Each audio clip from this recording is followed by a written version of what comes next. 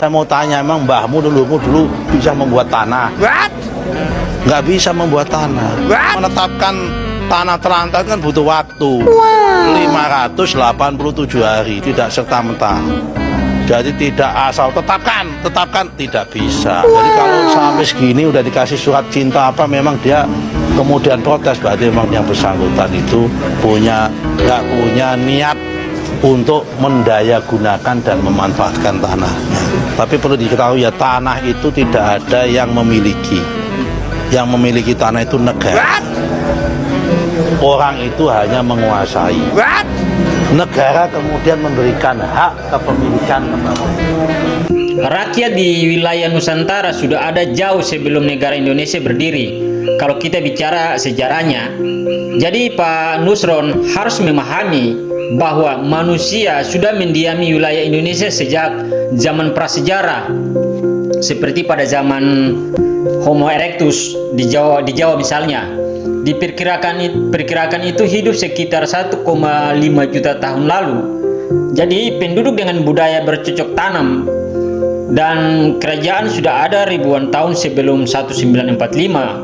Misalnya Kerajaan Kutai di Kalimantan itu sekitar abad ke-4 Masehi, atau Sriwijaya abad ke-7 Masehi. Jadi istilah rakyat Indonesia dalam arti penduduk yang kelak menjadi bangsa Indonesia mulai menguat itu di awal abad ke-20, terutama sejak berdirinya Budi Utomo pada tahun 1908 dan peristiwa Sumpah Pemuda pada tahun 1928. Kalau mau melihat dari sudut identitas kebangsaan, bisa dibilang rakyat Indonesia lahir secara ideologis pada 28 Oktober 1928 atau dikenal dengan namanya Sumpah Pemuda. Lalu diresmikan secara politik pada 17 Agustus 1945. Kalau kita bicara dari sisi sejarah dan hukum alam, jelas rakyat atau manusia lebih dulu ada sebelum negara. Tanah atau bumi sudah ada jauh sebelum konsep negara terbentuk. Pada awalnya manusia hidup berkelompok secara alami seperti suku atau komunitas dan menguasai atau mengelola tanah secara adat.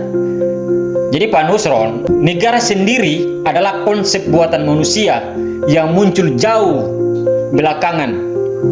Ketika kelompok-kelompok manusia mulai membentuk sistem pemerintahan untuk mengatur wilayah dan rakyatnya.